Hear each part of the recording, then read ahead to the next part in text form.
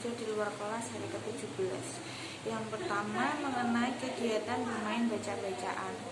Yang pertama, apa yang dimaksud dengan kegiatan bermain baca-bacaan? Yang pertama yaitu kegiatan baca-bacaan adalah kegiatan prioritas yang di dalamnya kita bermain baca-bacaan seperti baca modul, baca buku cerita dan lain-lain. Kemudian yang kedua, jelaskan kegiatan apa saja yang termasuk dalam kegiatan bermain baca-bacaan. Kegiatan apa saja yaitu kegiatannya seperti bermain modul baca-bacaan, terus bisa dengan baca buku cerita atau bisa dengan membaca majalah dan lain sebagainya. Yang ketiga, apa tujuan dari kegiatan bermain baca-bacaan? Tujuannya adalah yang pertama, tujuan utamanya adalah supaya anak senang bermain kegiatan bermain baca-bacaan. Yang kedua, tujuan khususnya yang pertama untuk menumbuhkan minat baca dan minat belajar anak, agar anak lebih terampil lagi pada huruf simbol yang diulang-ulang, karena apabila diulang-ulang dan dengan cara yang menyenangkan, maka anak akan senantiasa mau mengulang dengan sendirinya. Nah, di sini agar anak juga tumbuh minat belajarnya. Kemudian yang keempat, kapan kegiatan bermain baca-bacaan dilakukan oleh motivator? Pada kegiatan inti. Ya, di situ di kegiatan inti itu kita bermain kegiatan teori bandul. Di situ kegiatan prioritas, ada kegiatan prioritas yaitu kegiatan bermain baca-bacaan, kemudian diselingi dengan adanya kegiatan selingan seperti mewarnai, menulis atau berhitung. Kita variasikan dengan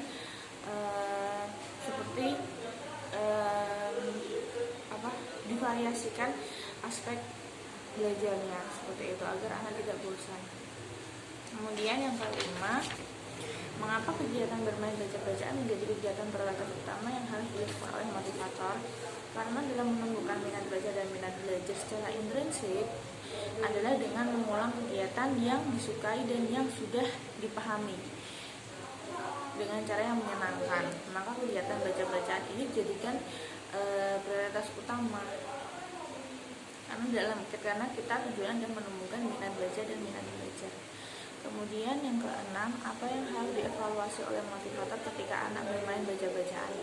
Yang dievaluasi adalah afeksi anak. Apakah anak sudah senang atau belum? Kemudian apakah anak semangat atau tidak, antusias atau tidak? Kemudian yang ketujuh, bagaimana cara menerapkan kegiatan bermain baca-bacaan bersama anak? Yaitu dengan menerapkan teori bandul. Kegiatan prioritas baca-bacaan dan juga kegiatan selingan itu kita variasikan. Misalkan motivator sudah mengarahkan anak untuk bermain baca-bacaan terlebih dahulu, kemudian setelah itu kita ajak anak untuk mungkin menulis atau berhitung atau mewarnai. Itu tergantung dengan kemauan anak. Setelah itu kita arahkan kembali untuk anak bermain kegiatan baca-bacaan. Setelah bermain baca-bacaan, kita ajak anak untuk bermain selingan lagi. Jadi untuk bermain selingan ini, kegiatan selingan ini tidak lebih lama dari kegiatan prioritas yaitu baca-bacaan. Kemudian yang kedelapan, apa dampaknya jika motivator tidak menerapkan permainan baca-bacaan? Karena tujuannya kita adalah untuk menumbuhkan minat baca dan minat belajar anak secara intrinsik. Jika kita tidak menerapkan permainan baca-bacaan, maka proses menumbuhkan minat baca dan minat belajar ini akan lebih lama. Bukan terus tidak tumbuh, tidak, tapi prosesnya akan lebih lama. Kemudian pertanyaan mengenai kegiatan teori jam bandul. Yang pertama, jelaskan apa yang dimaksud mengenai teori jam bandul dan berikan contohnya.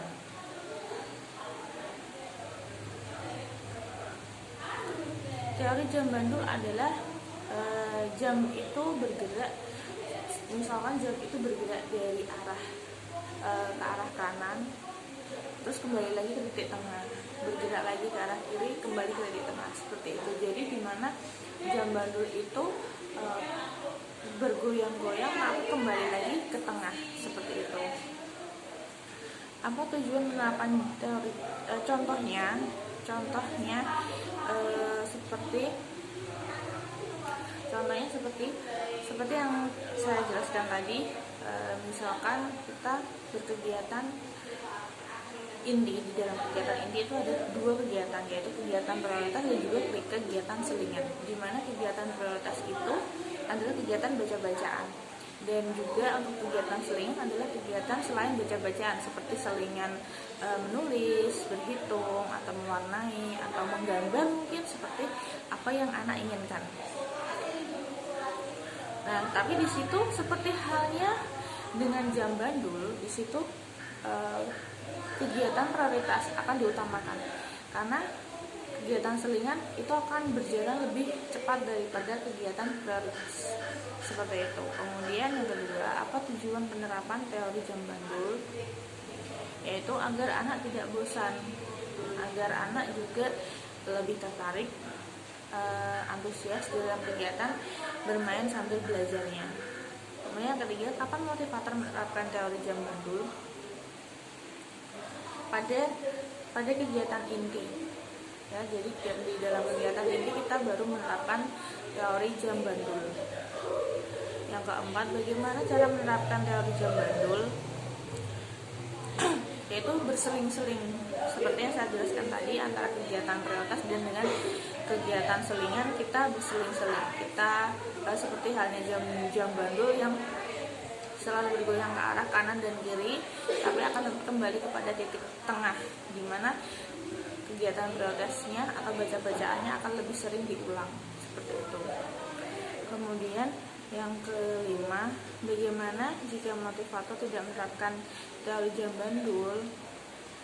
Maka dampaknya adalah proses dalam menumbuhkan minat baca dan minat belajar anak akan berjalan lebih lama, atau bisa dikatakan menumbuhkan minat baca dan minat belajarnya akan sedikit lebih lama kalau kita tidak menerapkan teori jam bandul.